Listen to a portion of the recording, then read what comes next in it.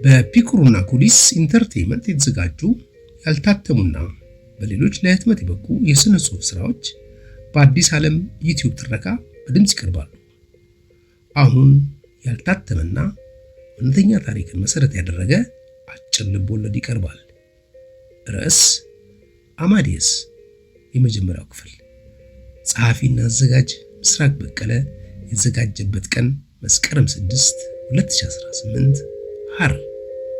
ትረካውን ከወዳችሁት ላይክ እና ሼር አድርጉት።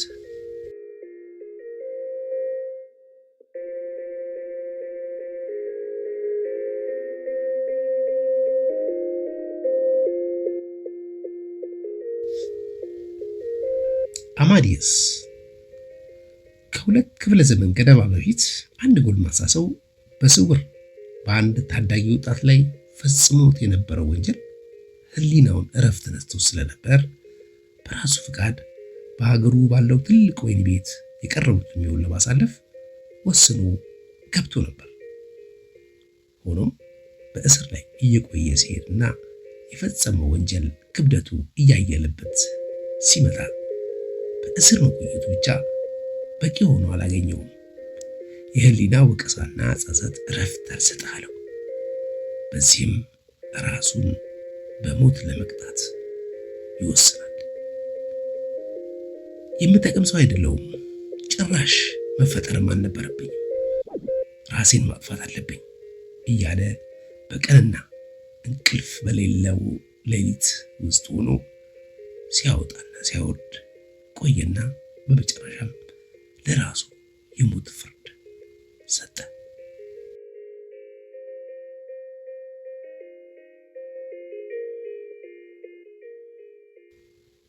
ሆኖም ተጨማሪ ነገር ያስፈልገው ነበር። ይኸውም ኃጢአቱን መናዘዝ። በጠዋቱ የነፍስ አባቱ እና ጸሐፊያቸውን ይዘው ወደ ወህኒ እንዲመጡ አጭር መልእክት ላከላቸው። የብዙ መኳንንትና ልዑላን የነፍስ አባት እንደሆኑ የሚነገርላቸውን የነፍስ አባቱን በራሱ የእስር ክፍል ውስጥ ከፊት ለፊቱ እንዲቀመጡ ካደረጋቸው በኋላ እጆቹን እያሻሸና ወደ ቄሱ እየተመለከተ የምፈልገው ለሰራሁት ኃጢአት ይቅርታ እንድትጠይቁልኝ አይደለም፣ ኑዛዜን ግን በመጽሐፊውም በጋዜጣ አትማችሁ ለትውልዱ እንዲደርስልኝ እንድታደርጉልኝ ነው። ካህኑም እንደተቀረሙ መስማማታቸውን ጭንቅላታቸውን እየነቀነቁ አረጋገጡለት።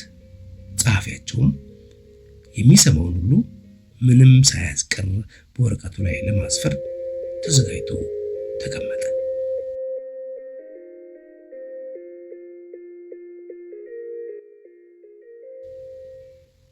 ከልጅነት እስከ እውቀት ያለውን ታሪክ ሲናገር በተለይ ትኩረት እንዲሰጠው የፈለገው በቤተ መንግስቱ ውስጥ ከታላላቅ ሰዎች ጋር ከተገናኘበት ሰዓት ጀምሮ ነገስታቶቹና ቤተሰቦቻቸው ባለው የተፈጥሮ ችሎታው የተነሳ በሰጡት ቦታና ክብር ደስተኛ የነበረ ቢሆንም ወደ በኋላ የተሰጠውን ከባድ ኃላፊነት ወደ ጎን በመተውና ስልጣኑን በመጠቀም በአንድ የክፍለ ዘመኑ ክስተት በነበረ ታዳጊ ላይ በፈጸመው ተከታታይ ግፍ ላይ ነው። በወህኒ ቤት ውስጥ ባለው የራሱ የእስር ክፍል የነፍስ አባቱና ጸሐፊያቸውን ፊት ለፊት ካስቀመጣቸው በኋላ ኑዛዜውን እንዲህ በማለት ጀመረላቸው። በሐሳቡ ወደ ልጅነት እድሜው እየተጓዘ ቤተሰባችን በሃይማኖታዊ ስራ ውስጥ የሚኖር የነበርና በሁሉም ነገር ማለት ይቻላል የተሳካለት ነበር። ቤተሰቦቼ 3 ልጆችን የወለዱ ሲሆን የመጀመሪያ ልጃቸው እኔ ነበርኩ። ሁሌም ጠዋትና ማታ ላይ ጸሎት እናደርሳለን። እንዲሁም በተለያዩ ጉዳዮችና በማዕድ ላይ በምንሰበሰብበት ጊዜ አስቀድሞ ጸሎት ማድረስ የማይዘነጋና የማይተላለፍ ነገር ነው። ሁሌም አባቴ አስቀድሞ ለቤተሰቡ ሁሉ ሲል ፈጣሪ ጸሎት ያቀርባል። ካመሰገንም በኋላ እንግዲህ ሁላችሁም በግላችሁ የምትፈልጉትን ደግሞ ፈጣሪያችሁን በጸሎት ጠይቁት፣ እርሱም የጠየቃችሁትን ይሰማል ያደርግላችኋልም ይለን ነበር። ታዲያ እኔ ሁሌም ይህችን የግል ጸሎት የምናደርግባት ሰዓት በጉጉት ቤተሰቦቼ ፊት እጠብቃለሁ።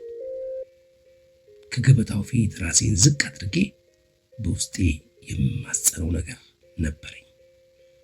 ፈጣሪ ሆይ በዓለም ሁሉ የታወቅኩና ከኔ በላይም ማንም ሳይኖር የክላሲክ ሙዚቃ አዘጋጅና አቅራቢ እንድታደርገኝ እፈልጋለሁ።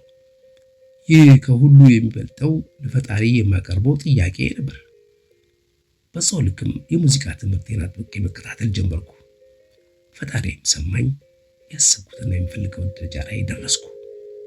በመላው ዓለም የኔ ያህል ታዋቂ ዝነኛ የነበረና ለታላቁ ቤተ መንግስት ለነገስታቱም ቀረቤታ ያለው አልነበረም። ባለኝ ተጽዕኖ ፈጣሪነትም የተነሳ በጠቅላላው በሀገራችን ባለው ሙዚቃን በተመለከተ ጉዳይ ላይ ፈላጭ ቆራጭ ሆንኩኝ። ነገስታቱም ትልቅ ቦታና አክብሮት ሰጥተውኝ አቀረቡኝ። ሀገራችንም በሙዚቃው ረገድ የበላይ ሆና እንድትቀጥል እንደሚፈልጉና ማንኛውንም አይነት ትብብር እንደሚያደርጉ ተረዳሁ። በቤተ መንግስቱና በተለያዩ የሙዚቃ ህንፃዎች ውስጥ የሙዚቃ ኮንሰርት እንዲዘጋጅ በማድረግ በሀገሪቱ ሙሉ ያሉ ታዳጊዎችና ወጣቶች አማተሮች ያላቸውን ተሰጥኦ እንዲያሳዩ በማድረግ ትልቅ ስራ መስራት ጀመሩ።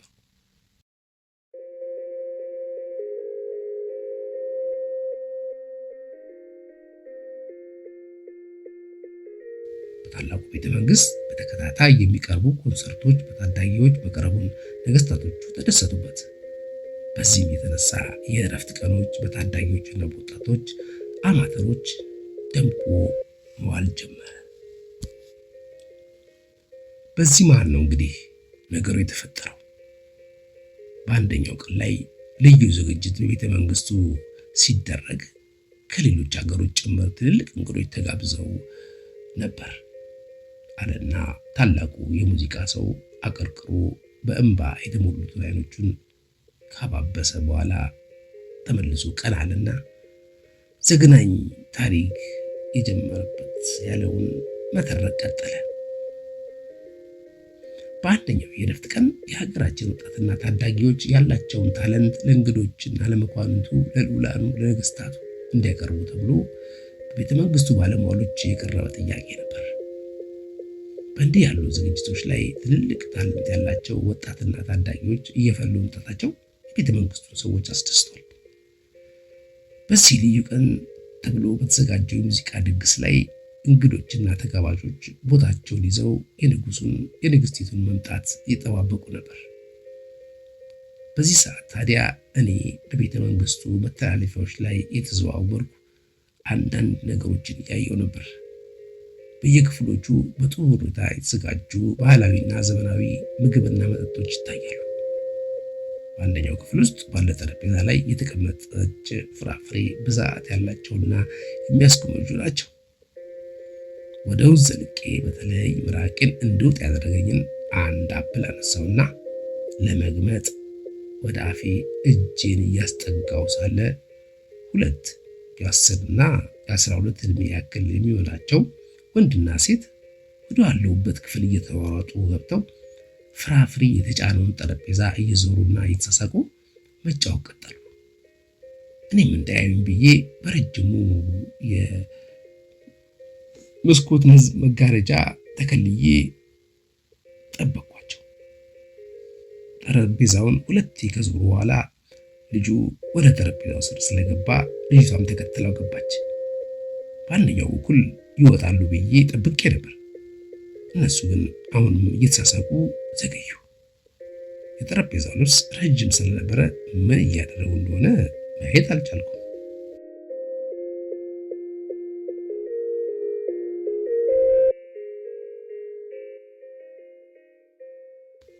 በዚህ ጊዜ ሹልክ ብዬ ለመውጣት ባልኩበት ሰዓት ከጠረጴዛው ስር መውጣት ስለጀመሩ ተመልሼ ባለሁበት ቆየሁ። ልጅቷ የአባሮች ጨዋታቸውን ለመቀጠል ያሰበች ትመስላለች።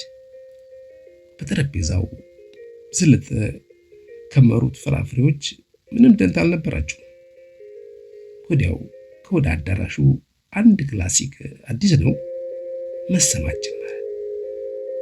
ልጁ ልጅቷን ዝም እንድትል ካደረጋት በኋላ ጆሮውን ጥሎ ከርቀት የሚሰማውን ክላሲክ ማዳመጥ ጀመረና ነይ ቶሎ እንሂድ ይህ እኮ የኔ ሙዚቃ ነው አላትና እጇን እየጎተተ ይዟት ወጣ። ከኋላቸው ተከትዬ እየወጣው ምን ማለቱ ነው ታዳጊ? ይህ ሙዚቃ የኔ ነው ያላት? ለጊዜው ትኩረት ባልሰጠውም እየሮጡ ወደ አዳራሹ ሲገቡ ግን አየዋቸው። ልጅቷ ከጓደኞቿ እግር ስር ሄዳ ስትቀመጥ፣ ልጁ ግን ወደ መድረኩ ሄደና ከኦርኬስትራው ፊት ለፊት ሆኖ ሙዚቃውን ከመጀመሪያው ጀምሮ መምራት ጀመረ። ወደ ጓደኞቹ እየዞረ ሰላምታ እየሰጠ እየተጠቃቀሰ ከመሳቅ የማይተናነስ ፈገግታ እየታየበት ያለምንም መረበሽ ዘና ብሎ ሙዚቃውን ይመራ ነበር። ይህን ከማድረጉ በፊት ለእንግዶቹና ለነገስታቱ ሰላምታ መስጠቱን ረስቶት ወይም የእሱ ኃላፊነት ሆኖ አልተሰማውም። ዋናው ነገር ሙዚቃው አዲስና ልዩ ነበር። ሁሉም በአድናቆት ፈዞ ይመለከት ነበር። አቀራረቡና ፈገግታውን እየተመለከቱ ብዙዎች ያጨበጭቡለታል። በእንዲህ ያለ ሁኔታ ሁላችንም አፋችንን አስከፍቶ ያስቀረን ታዳጊ ለካ አማዲየስ ሞዛርት ነበር።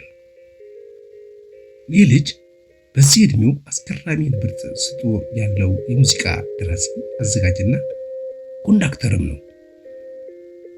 በአድናቆት ውስጥ ሆኜ እንደ ሌሎቹ ስከታተል የቆየው ቢሆንም እኔን በተለየ ሁኔታ በውስጤ የሚረብሸኝ ነገር ተፈጥሮ ያቃጥለኝ ጀምሮ ነበር።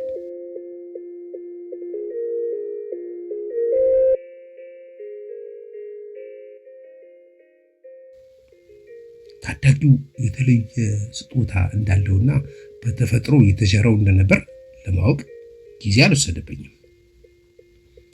ያቀረበው ስራ ኦሪጂናል እና ለመላው ዓለም አዲስ ነበር። ውስጤ እየነደደ ሲመጣ ይታወቀኛል። ጎልቶ ወደፊት እንዳይወጣብኝ ራሴን ለመቆጣጠር ሞክሬ ነበር፣ ግን አልቻልኩም። በቅናት የሚቃጠለውን አካሌን ይዤ ከአካባቢው መራቅ ነበረብኝ። ሁሉም ነገር በአንድ ቅጽበት አስጠላኝ። ብቸኛው የዓለማችን የረቂቅ ሙዚቃ ቁንጮ ነኝ ብዬ የምለው ሰው የአንድ ተራ እድር ጥሩምባ ነፊ መሆኔን አረጋገጥኩ። በዓለም ላይ ቁንጮ የረቂቅ ሙዚቃ አዘጋጅ አድርጎኛል ብዬ ባመንኩት ፈጣሪ ላይ ቀዝቃዛ ውሃ ደፋሁበት። በዚህ ልጅ ዕድሜ ሳለሁ ገና የሙዚቃ መሳሪያ ተማሪ ነበርኩ። እሱ ግን ጭራሽ ኮንዳክተር ነው። አበድኩ። በቅናት ተቃጠልኩ። ከኔ የተሻለና ብልጫ የሚያመጣ ሰው ይኖራል ብዬ አስቤ አላውቅም ነበረ።